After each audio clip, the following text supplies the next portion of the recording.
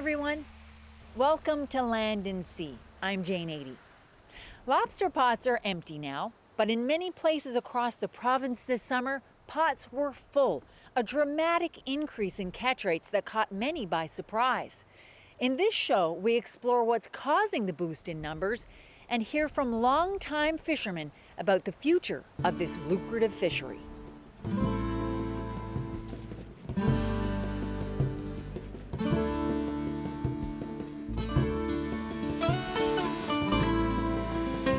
It's not even the crack of dawn here on the Burin Peninsula, 4:30. The sun won't be up for another half hour, but the lobster fishers of Garnish are wide awake. These harvesters will have half a day's work done before most people roll over. They cruise out in search of coveted crustaceans. Fortune Bay's good fortune. Lobsters have been the backbone of this small community's fishery for decades.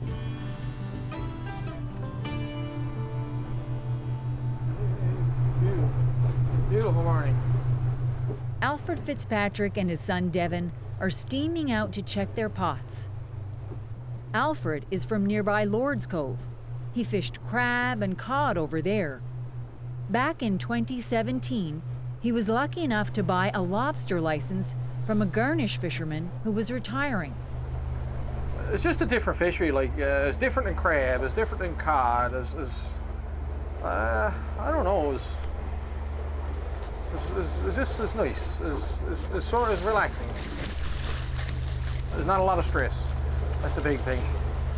As long as you look after the resource like we're doing, and it seems like it's going to stay there, nobody can complain. There's nobody pleading poverty. Put it that way. They shouldn't be. As Alfred said, harvesters in this area have been looking after this fishery. There you go, boy. Whoa. They abide by a federal regulation that says all undersized lobsters must go back in the water. Only lobsters that measure more than 82.5 millimeters from the eye socket to the start of the tail can be kept and sent to market. Just does it, nobody? And for the past 20 years, harvesters have been voluntarily protecting female lobsters. Any blemish, any disfigurement. They mark spawners with a small V in their tails and leave them alone to reproduce. There's a spawny one. I think she's what you call stage 3. She's almost ready to spawn. If you can look close enough, you can see the little black eyes in the eggs. That's the small lobsters. So it's pretty remarkable, eh? Right, so there's hundreds and hundreds of eggs. Yeah. That's the V-notch tool. What you want to do, you don't want to go deep. Little tick. That's all to it. And that's it. Like you say, when she goes back now, she's protected. There's a good many thousands of them on the bottom out here now, all over the bay, and it's good. So that's what you want to see. She'll get a chance to spawn at least another couple of times before she's able to be taken, right? Alfred's hoping for many good years to come in this fishery. Go to first pot. So it's early mornings, but you're home every evening? You know, you're home every evening, you sleep in your own bed, and it's nice by us. I did the Alberta thing, and you did what you had to do, but it's not the same. There's no gulls flying around up there not listening to them, so like we got here.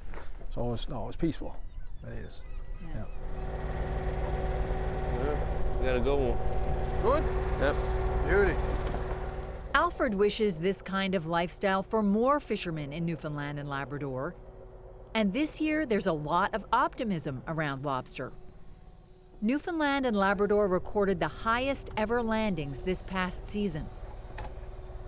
I'm hearing areas that never had much lobster, they've exploded. Lobsters have turned up there, and this year, they're catching lobster. And lobster was a hobby over there. Now there's people talking about making investments into pots and investment in boats and everything to prosecute the fishery, because there's money to be made there, and it wasn't there. From the northern peninsula down to Petty Harbor. People is hauling traps out of wherever they can find them and putting them in the water, like fishing, like boats, and people are hauling behind Like, you know, because, well, nobody was ready for it. Like, this happened overnight in some areas. Nice male. But lobster fishermen can be a coy bunch. We tried for a few interviews in areas that have seen a boon. Hard to get anyone to agree to go on camera to brag about their bounty. Oh my God, is impossible. The fellows will tell you they poached a moose before they tell you they caught a lobster. It's like it's a different culture, and everywhere it's the same thing. No matter if you're in an area where there's no lobsters, if you hauled 200 pots and you got 10 lobsters, and your brother asked you, you'd say, "Boy, I got 5." Alfred understands the protectiveness. You see, lobster harvesters can move around within their fairly large designated areas. He recalls one year, word got out about a nearby community hitting the jackpot on lobsters. It wasn't long before the dozen or so local fishermen saw more and more boats in their harbor.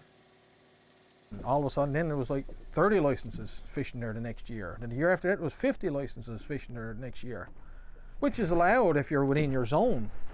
But I mean, you don't want like people to, you know, if it's like a garden. Like people set seeds and, you know, and to get it to grow and to get grow into a good industry. They want to reap the benefit. So as long as all hands stay close to their own wharves, there's smooth sailing in the lobster fishery. Still, Alfred is happy for communities that are suddenly seeing pots full of these lucrative critters. It'll help people when crab is on the downturn or cod is on the downturn again or whatever other fisheries you got. You know, if they got a bit of lobster to turn to, I mean, it'll help them along, because a lot of people like still got small quotas. Like not everybody is a big boat fisherman. We still got people with small open boats or little, you know, one crab quota, one small crab quota. If they can make a bit of money on the lobster to supplement, you know, with what they got, I mean, it's a good living for them. Right? So the biggest question is like, where did he come from? You don't get a 2-pound lobster overnight. You don't get a 5-pound lobster overnight. It takes years and years and years to grow. So where did he come from? Fisheries and Oceans Canada is doing its best to answer questions like those. When we come back, we'll go fishing with some researchers.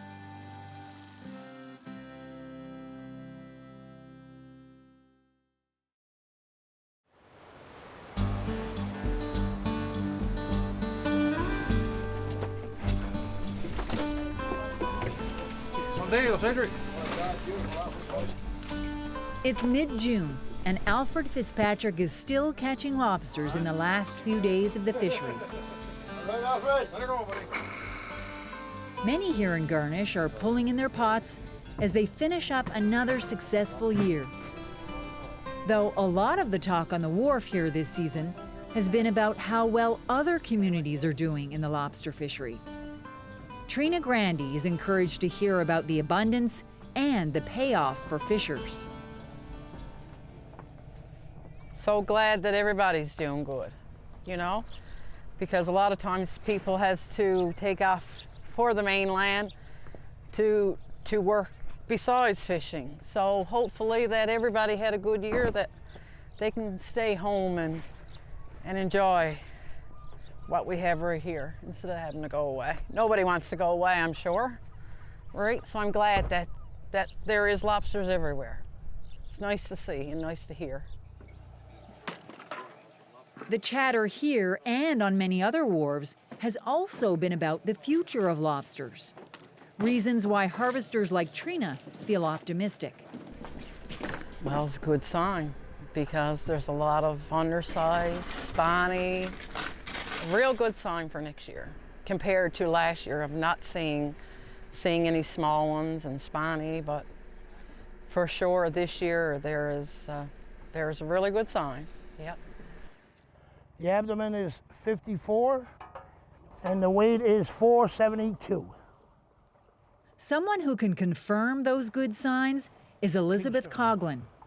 She makes her living studying lobster and other shellfish. A few in that one. Hot number? Elizabeth is an aquatic resources biologist with Fisheries and Oceans Canada. We are lucky in the sense that Newfoundland, we certainly have a rocky coastline. So we do have a great habitat for lobster. Lobsters only. Another. She and a research team are out on Conception Bay doing a lobster trap survey. They measure and weigh all the lobsters that come in. 72. They compare results from pots they've set at 5 meters with what they find in deeper pots set at 20 meters. So this one we're at about 12 meters here, right? So Elizabeth collects information from surveys they do in several other parts of the province too. A critical piece of the underwater monitoring is this little yellow gauge. It records the water temperature. there has been reports of an increase in the number of days that we're seeing the sea surface temperature above like 12 to 15 degrees. The ocean off our coast is warming. And while that variation may be bad for some species, the change in climate is providing just the right kind of environment for lobsters to breed. 82. The increasing temperature trends have been tied to an increase in the optimal habitat conditions for lobster at different life stages, especially at early life stages. Right here? And remember those V-notches that fishermen make in the tails of females? The practice isn't mandatory, but Elizabeth says keeping breeding females in the water longer can pay off. As they grow, they can have up to like 5 to 6 times more eggs. So they could go from 20,000 to 100,000 eggs.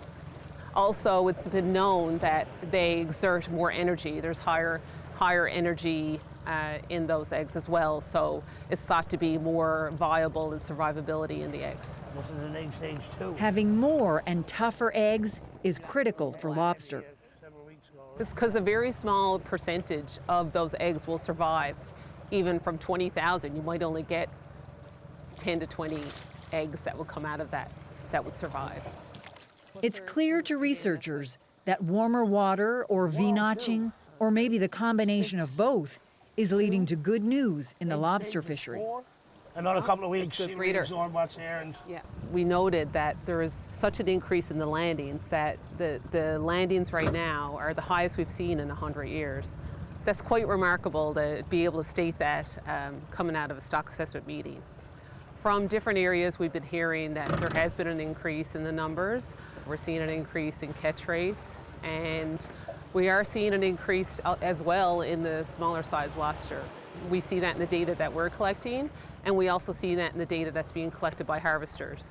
Some cases too. But Elizabeth cautions that the ocean is complex. Will lobsters have enough to eat in a warmer ocean? What other complications will come with climate change? okay, I don't know.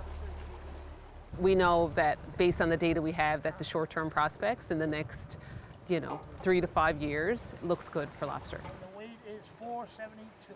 Hopefully it can be maintained, but again, you can't predict the environment, you can't predict the ecosystems. The changing ecosystem brings more than just rising temperatures. Lobsters are increasingly vulnerable to all kinds of predators. We'll find out more about that when we come back.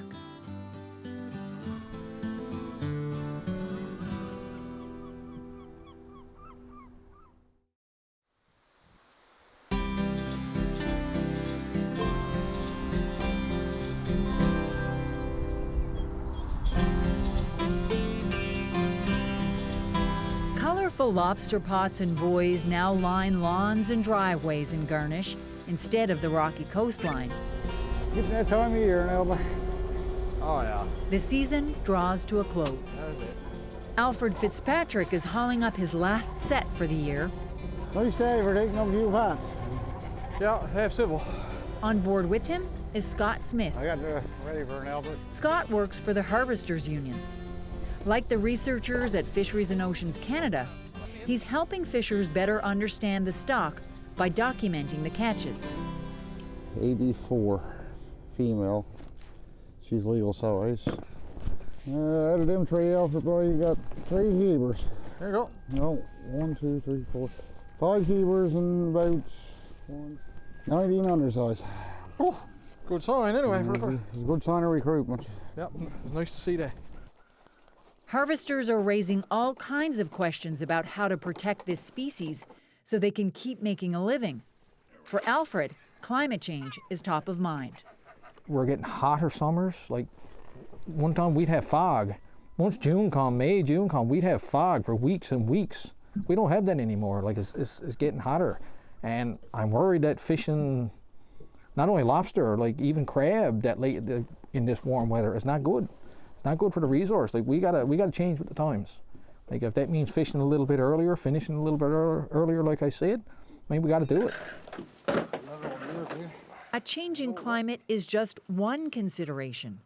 There are other immediate threats to their lucrative catches. This invasive species, green crab, is destroying young lobster and lobster habitat in many bays. We got them here in Garnish. We got the basin. The basin is full of them. So far, we haven't seen many of them like come outside into our lobster ground. But if they ever do, like those small lobsters, they wouldn't have a chance.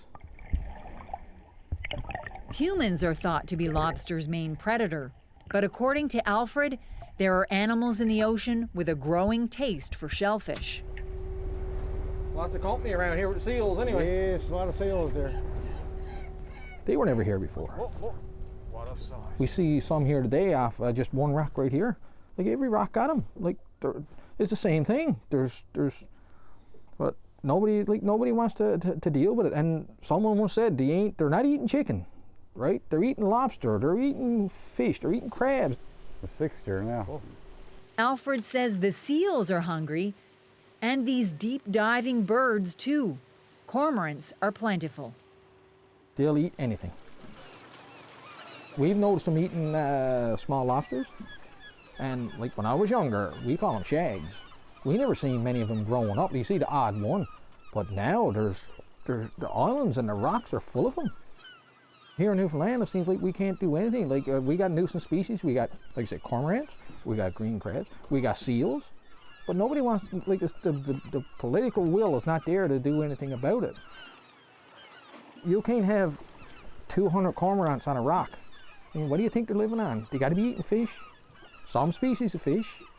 So, like, you know, where does it end? Like, somebody got to draw a line somewhere and say, boy, you know, we got to put the fishery first and take action. There are concerns about imbalances in the natural environment, and Alfred says there's increasing worry about industrial development. There's talk of windmills on the Burin Peninsula. So far, there are proposals for the structures on land, but Alfred insists if they're allowed, it would only be a matter of time before windmills would be allowed in the water too. There's 40-odd boats that fish this ground, and all those people are making a living and making a good living from it. And that's happening all around, like all around the bays. If you come in here with big industrial development and start tearing up the bottom and you got exclusion zones around like those windmills or whatever that we're not allowed to fish around, and what's going to happen to all of us? Where are we going? This industry, this fishery puts money into the communities. Like we make money, we spend it locally. This is what's keeping our economy going, right? And it got to be protected. When it comes to the fishery and the environment, there is always lots of uncertainty. Fishermen like Alfred are doing all they can within their control to keep the harvest of lobsters moving forward. All you need is a little. Yeah, it's only a small notch. This season, though, the success came so fast, it caught a lot of buyers off guard. Processors were forced to hold live lobsters in makeshift pens in the ocean, and that meant headaches for fishers. We've had days where we couldn't sell lobsters. No crates, no trucks to come get them, no storage capacity for them. Like in some areas, like over in Placentia Bay, we had harvesters had to take their pots up out of the water during the season. Great catch rates. Buyers wouldn't buy the lobsters. No buy, we got no room for them. We can't buy them. Pretty soon, Nova Scotia or other provinces are going to bar the doors. They're going to say, look, we got lots of our own. We don't need your lobster. There's only so much capacity there for live product. We need to get into processing lobster.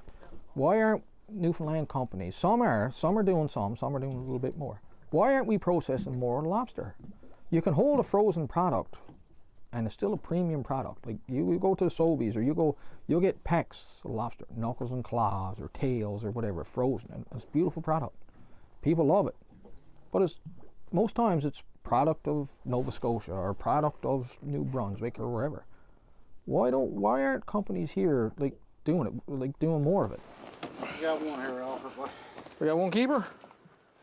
While lobster sales made locally aren't officially tracked, it's estimated that 90% of the catch in Newfoundland and Labrador is shipped to Nova Scotia and then sold internationally. We've got a superb lobster. Newfoundland has about the best lobster you can get. Cold, clean water. When our lobster goes to Nova Scotia, it's rebranded as Nova Scotia lobster. But why? Why are we allowing that to happen? Like, it's a Newfoundland lobster. We need to have a plan for it. We got to be ready for it. You got to have those markets developed and everything, but develop it as a Newfoundland product. Like, it's Newfoundland. It's ours. So let's do it right. Couple more dry loads and they'll be there. Sleep in, Laura. Perfect. For now, lobster harvesters wind down. They'll soon settle in for a winter season when their minds may be more at ease. Because of this season's harvest, there is optimism for the future of lobster. And in this challenging industry where nothing is guaranteed, hope is all they can ever have.